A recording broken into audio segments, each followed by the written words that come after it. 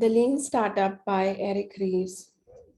Chapter 8, Pivot or Persevere.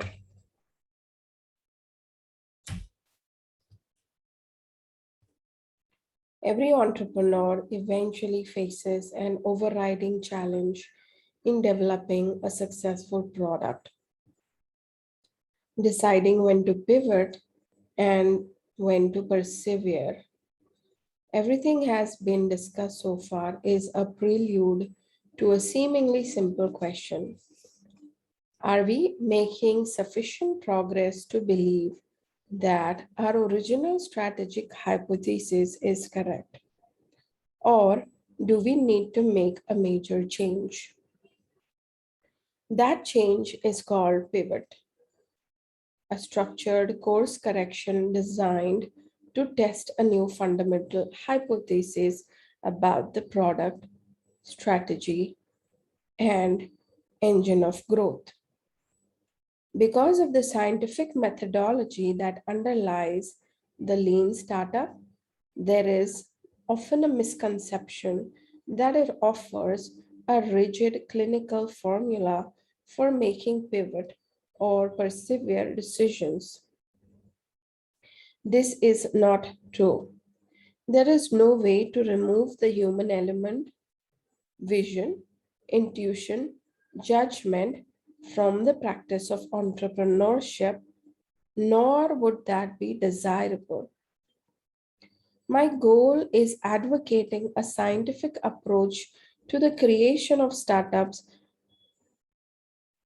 Is my goal in advocating a scientific approach to a creation of startup is to channel human creativity into its most productive form, and there is no bigger destroyer of creative potential than the misguided decision to persevere. Companies that cannot bring themselves to pivot to a new direction on the basis of feedback from the marketplace can get stuck in the land of the living dead, neither growing enough nor dying, consuming resources and commitment from employees and other stakeholders, but not moving ahead. There is good news about our reliance on judgment, though. We are able to learn. We are innately creative. We have a remarkable ability to see the signal in the noise. In fact, we are so good at this that sometimes we see signals that aren't there. The heart of scientific method is the realization that although human judgment may be faulty, we can improve our judgment by subjecting our theories to repeated testing. Startup productivity is not about cranking out more widgets or features. It's about aligning your efforts with the business and product that are working to create value and drive growth. In other words, successful pivots put us on a path towards growing a sustainable business. Subtopic: Innovation accounting leads to faster pivots.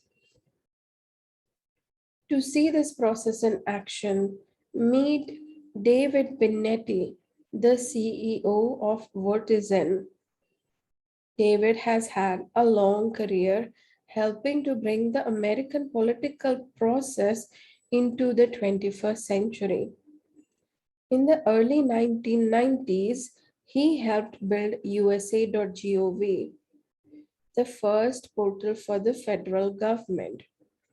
He also experienced some classic startup failures. When it came time to build Votizon, David was determined to avoid betting the farm on his vision. David wanted to tackle the problem of civic participation in the political process. His first product concept was a social network of verified voters, a place where people passionate about civic cause could get together, share ideas, and recruit their friends. David built his first minimum viable product for just over $1,200 in about 3 months and launched it. David wasn't building something that nobody wanted. In fact, from its earliest days, Votizon was able to attract early adopters who loved the core concept. Like all entrepreneurs, David had to refine his product and business model.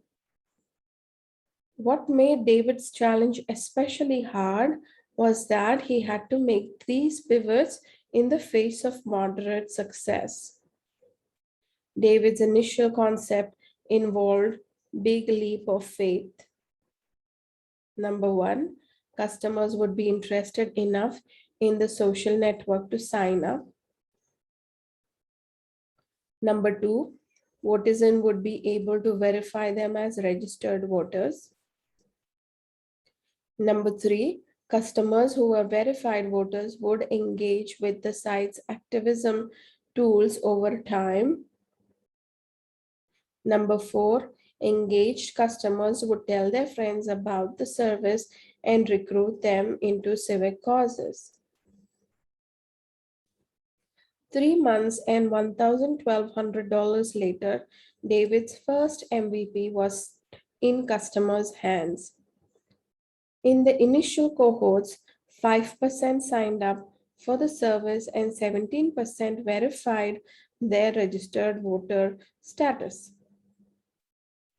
The numbers were so low that there wasn't enough data to tell what sort of engagement or referral would occur. It was time to start iterating. David spent the next 2 months and another $5,000 split testing new product features, messaging, and improving the product's design to make it easier to use.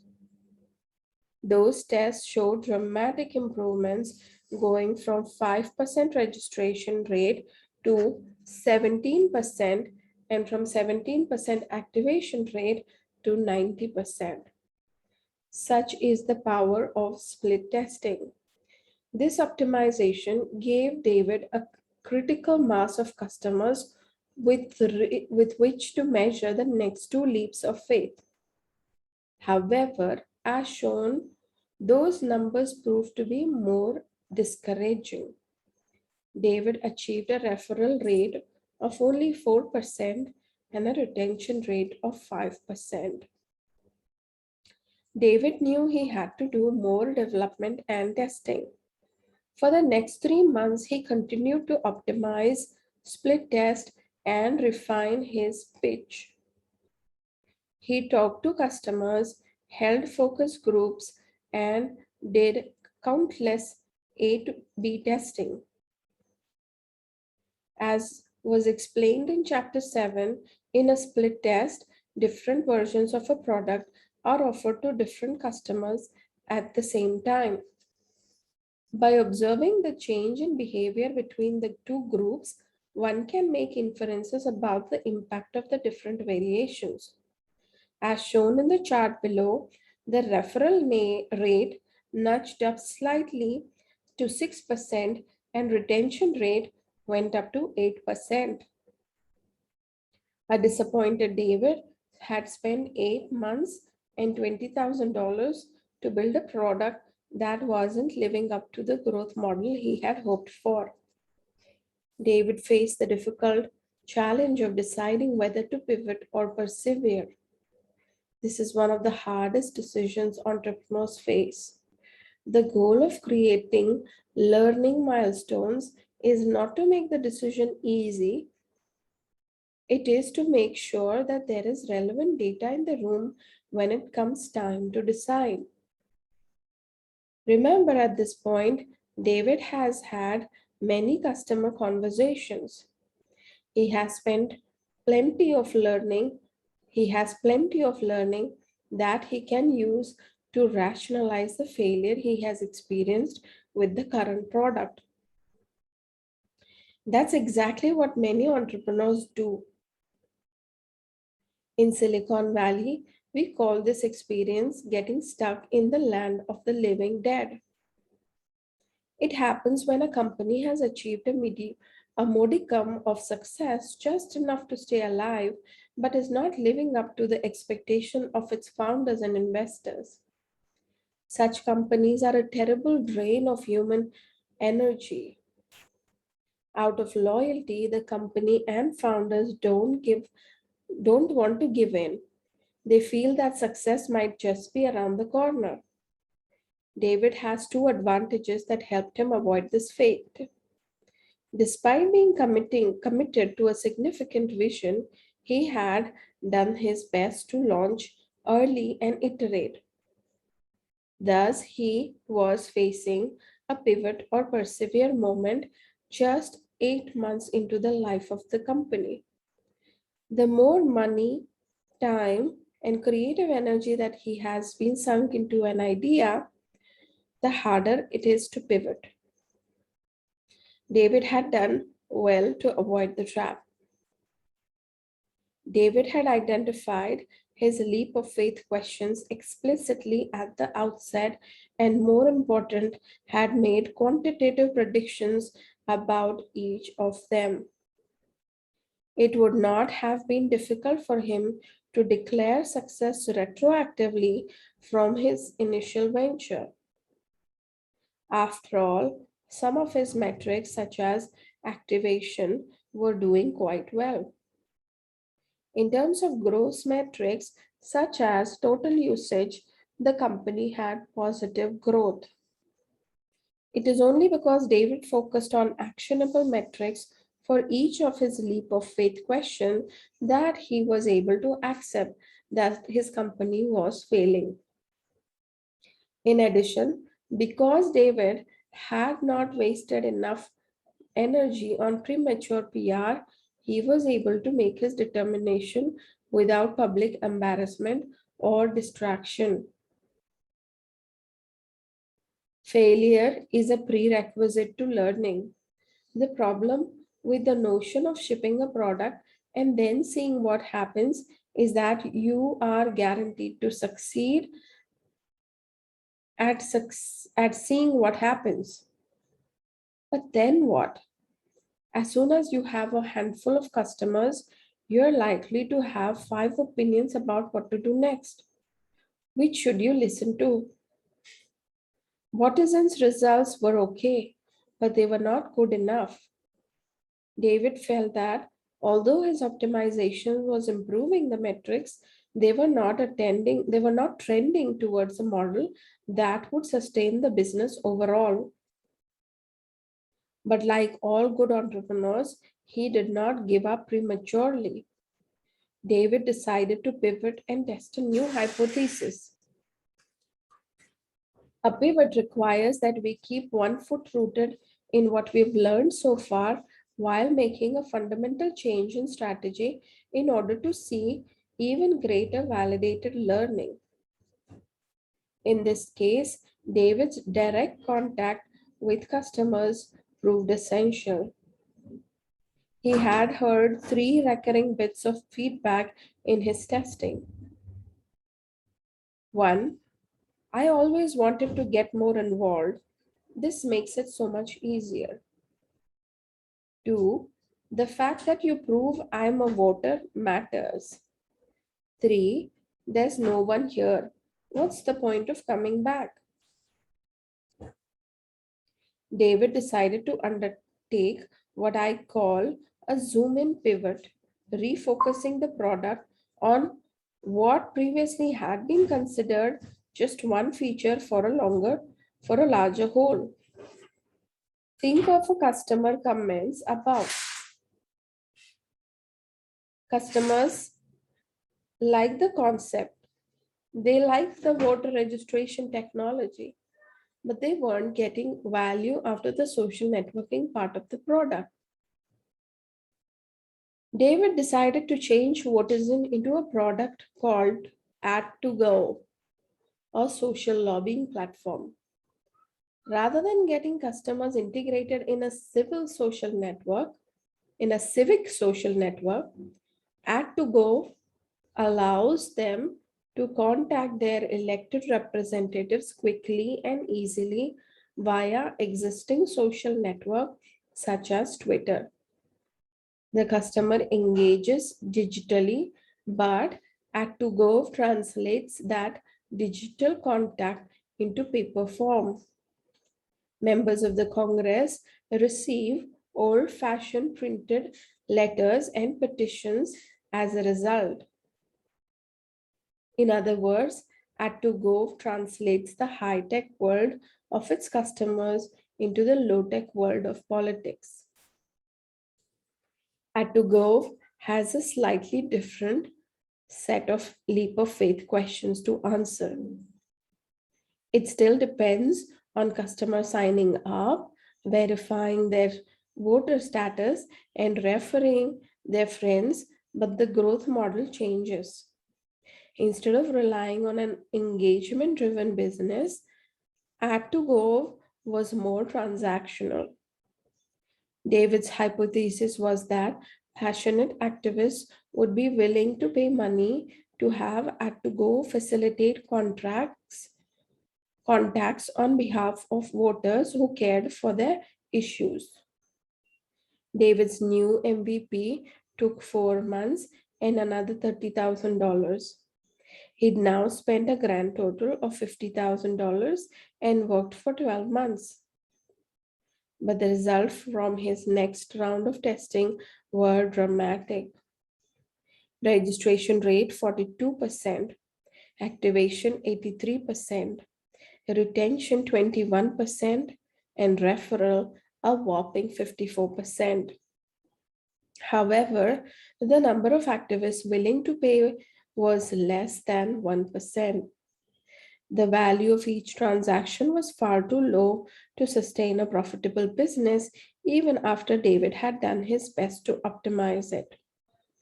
Before we get to David's next pivot, notice how convincingly he was able to demonstrate validated learning.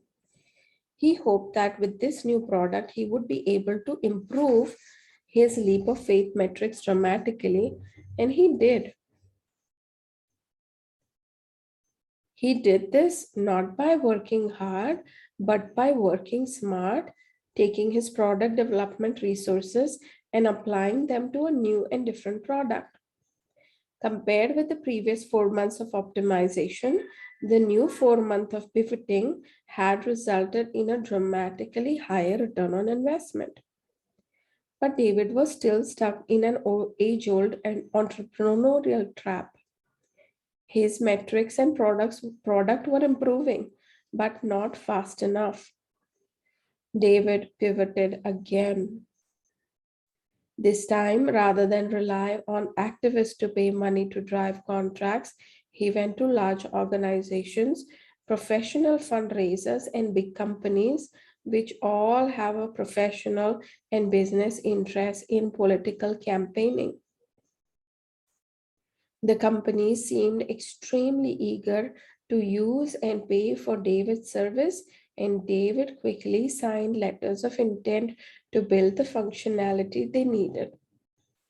In this pivot, David did what I call a customer segment pivot, keeping the functionality of the product the same but changing the audience's focus. He focused on who pays, from customers to businesses and nonprofit organizations. In other words, David went from being a business to consumer company to being a business to business company. In the process, he changed his planned growth model and, well, to one where he would be able to fund growth out of the profit generated from the B2B sale. 3 months later, David had built the functionality he had promised based on those early letter of intent. But when he went back to the companies to collect the checks, he discovered more problems. Company after company procrastinated, delayed, and ultimately passed up the opportunity. Although they had been excited enough to sign a letter of intent, Closing a real sale was much more difficult. It turned out that those companies were not early adopters. On the basis of letter of intent, David had increased his headcount, taking on additional sales staff and engineers in anticipation of having to service higher margin B2B accounts. When the sale didn't materialize, the whole team had to work harder to try to find revenue elsewhere. Yet, no matter how many sales calls they went on, and no matter how much optimization they did to the product, the model was not working. Returning to his leap of faith questions, David concluded that the results refuted his B2B hypothesis and so decided to pivot once again. All this time, David was learning and gaining feedback from his potential customers, but he was in an unsustainable situation. You can't pay staff with what you've learned, and raising money at that juncture would have escalated the problem. Raising money without early traction is not a certain thing. If he had been able to raise money, he could have kept the company going, but would have been pouring money into a value destroying engine of growth. He would be in a high pressure situation, use investors' cash to make the engine of growth work, or risk having to shut down the company. David decided to reduce staff and pivot again, this time attempting what I call a platform pivot. Instead of selling an application to one customer at a time, David envisioned a growth model inspired by Google's AdWords platform. He built a self-serve sales platform where anybody could become a customer with just a credit card. Thus, no matter what cause you were passionate about, you could go to Add2Gov's website, and Add2Gov would help you find new people to get involved. As always, the new people were verified registered voters, and so their opinions carried weight with elected officials. The new product took only one additional month to build and immediately showed 51% increase in sign up rate, 92% increase in activation rate, 28% retention rate, 64% referral rate. Most important, 11% of these customers were willing to pay 20 cents per message. Most important, this was the beginning of an actual growth model that could work. Receiving 20 cents per message might not sound much, but the high referral rate meant that Add2Gov could grow its traffic without spending significant marketing money. This is the viral engine of growth. Votizon exhibits some common patterns. One of the most important to note is the acceleration of MVPs. The first MVP took 8 months, the next 4 months, then 3, then 1. Each time David was able to validate or refute his next hypothesis faster than before. How can one explain this acceleration? It is tempting to credit it to the product development work that had been going on. Many features had been created, and with them, a fair amount of infrastructure. Therefore, each time the company pivoted, it didn't have to start from scratch. But that is not the whole story. For one thing, much of the product had to be discarded between pivots. Worse, the product had remained was classified as a legacy product, one that was no longer suited to the goals of the company. As is usually the case, the effort required to form a legacy product took extra work.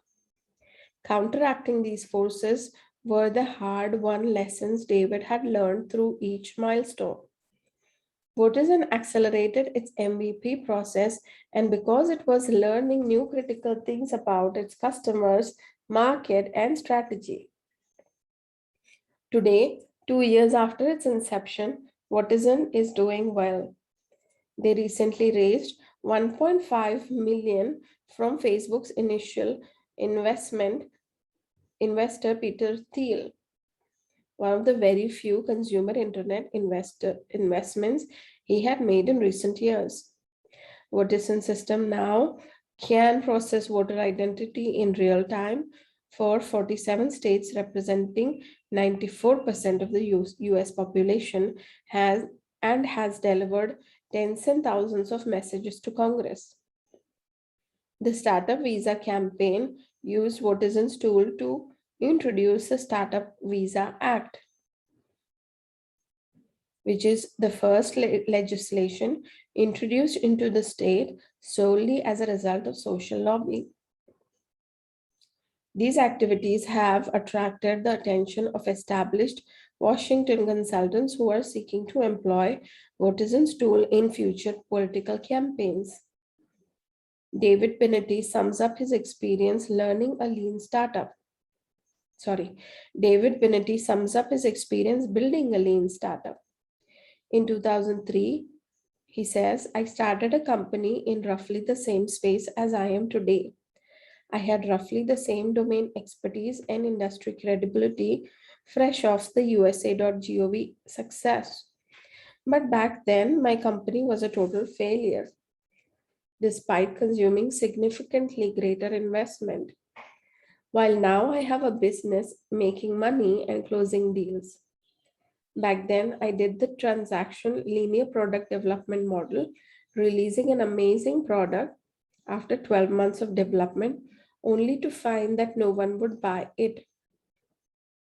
This time, I produced 4 versions in 12 weeks and generated my first sale relatively sooner after that. And it isn't just market timing. 2 other companies that launched in a similar space in 2003 subsequently sold for tens of millions of dollars, and others in 2010 followed a linear model straight to the dead pool. Thank you for listening to the Lean Startup. I will continue to read tomorrow.